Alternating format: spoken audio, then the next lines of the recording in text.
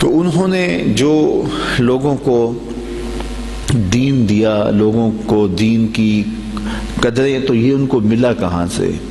تو پھر بات وہی آتی ہے کہ آغوش مادر کی تربیت اثر دکھاتی ہے۔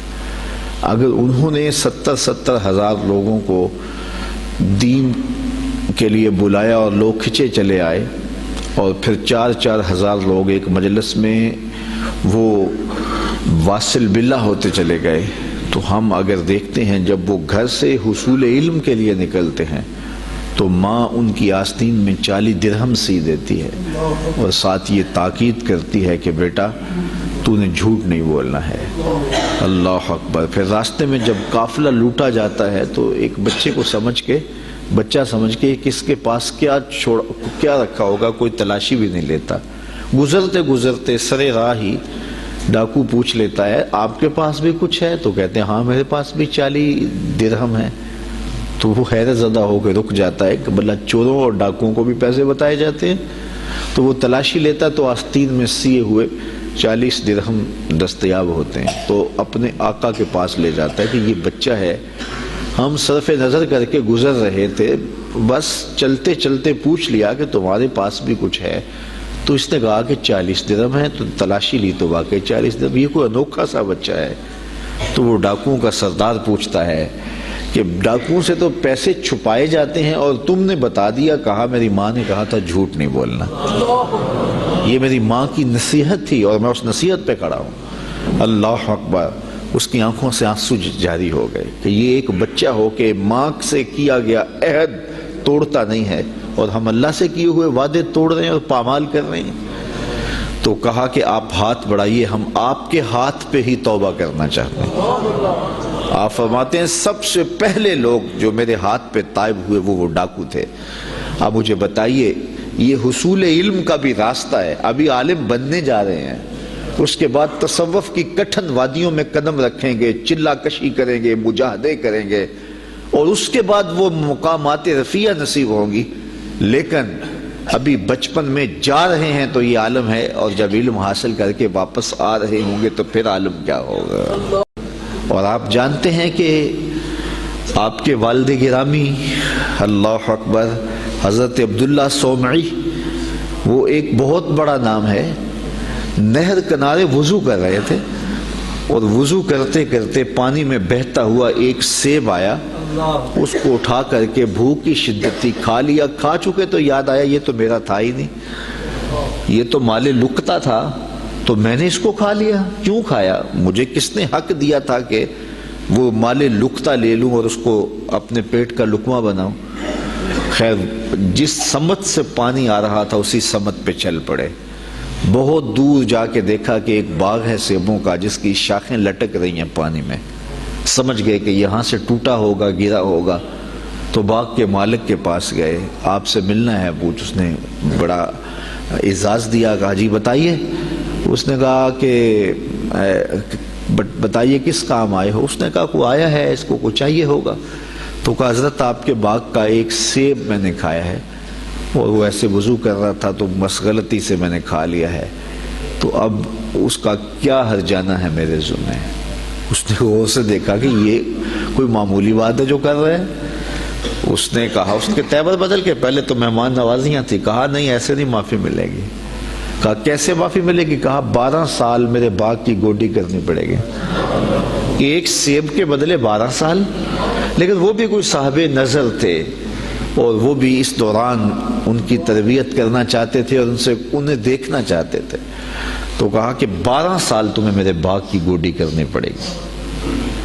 تو تیار ہو گئے کہ ٹھیک ہے، وہ میرا گناہ تو دھل جائے گا، تم معاف تو کر دو گے۔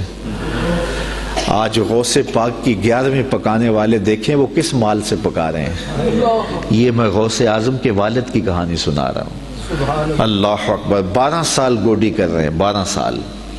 12 سال کے بعد ایک دن باغ کے مالک نے کہا کوئی سیب توڑ کے لاؤ، تو وہ سیب توڑ کے لے گئے، تو وہ بھی کچا ہی تھا، وہ اس طرح کا پختہ نہیں تھا جس طرح کہ توڑ کے پیش کیا جاتا ہے۔ تو کہا 12 سال ہو گئے میرے باغ میں کام کرتے ہوئے، تمہیں ابھی تک یہی نہیں پتا چلا کہ اچھا سیب کون سا ہوتا ہے؟ کہا 1 سیب کی سزا کاٹ رہا ہوں، مجھ سے قسم لے لو 12 سالوں میں نظر اٹھا کے سیب کی طرف دیکھا بھی ہو، میرا کام جڑوں میں گوڈی کرنا ہے وہی کرتا، میں اوپر کبھی 12 سال میں نہیں دیکھا۔ اللہ اکبر۔ تو فوراً سینے سے لگا لیا، کہا تمہارا گناہ معاف ہو جائے گا، اب ایک شرط رہ گئی ہے۔ تو کہا حضرت بتائیے۔ کہا میری ایک بیٹی ہے جو آنکھوں سے دیکھتی نہیں، کانوں سے سنتی نہیں، زبان سے بولتی نہیں اور پاؤں سے چل نہیں سکتی، تو اس سے تمہیں نکاح کرنا پڑے گا۔ اب شادی انسان کی زندگی کا اہم مرحلہ ہوتا ہے، سوچ سوچ کے انسان قدم اٹھاتا ہے، زندگی پوری گزارنی ہے۔ کہا پھر اس کے بعد معافی مل جائے گا؟ اس کے بعد معافی ہے۔ نکاح ہو گیا۔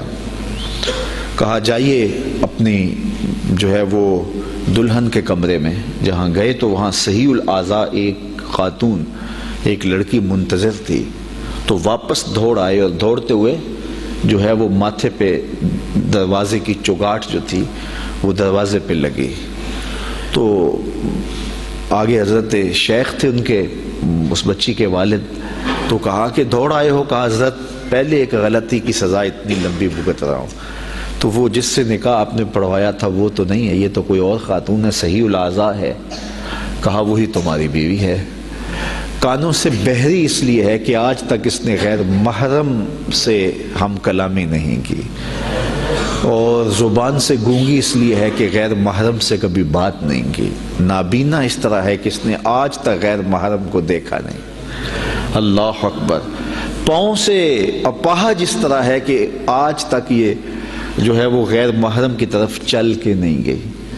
یہ حضرت غوث اعظم کی والدہ بنی، اور یہ بزرگ جنہوں نے سیب کھایا تھا یہ حضرت غوث اعظم کے والد بنے۔ پھر اللہ نے ان دونوں کو جو شہزادہ دیا اس کا نام شیخ عبد القادر جیلانی۔ تو وہ کیا کسی نے کہا تھا نا کہ اچھی مائیں اچھی اولاد کی ضمانت ہوتی ہیں، اور مائیں جب اس طرح کی پاکیزہ صفتوں اور باپ تقوی کے اس معیار پر ہوں تو پھر بیٹے شیخ عبد القادر جیلانی ہی ہوتے ہیں۔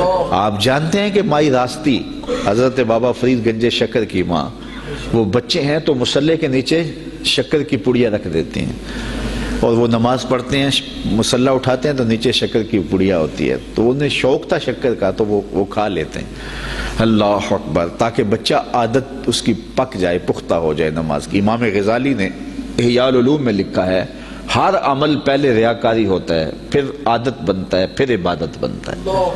تو اپنی اولاد کی تربیت کرنی چاہیے کہ انہیں پہلے لالچ دے کے انہیں نیکیوں کی طرف راغب کرنا چاہیے۔ تو وہ روز شکر رکھتی تھی۔ ایک دن ماں کہیں گئی تھی اور آتے ہوئے لیٹ ہو گئیں، اور نماز کا وقت آ گیا۔ ماں کا دل ڈول رہا ہے کہ آج بیٹے نے مصلی اٹھایا تو آج چونکہ میں نے شکر کی پوڑی رکھی نہیں تو بیٹے کا بھرم ٹوٹ جائے گا۔ دل ہی دل میں دعا کرنے لگی، مالک تو قادر بھی ہے قدیر بھی ہے، آج میری محبت کی، آج میری اس ادا کی اور میری اس حکمت عملی کی جس کے ذریعے بچے کو نمازی بناتی ہوں، لاج رکھ لے۔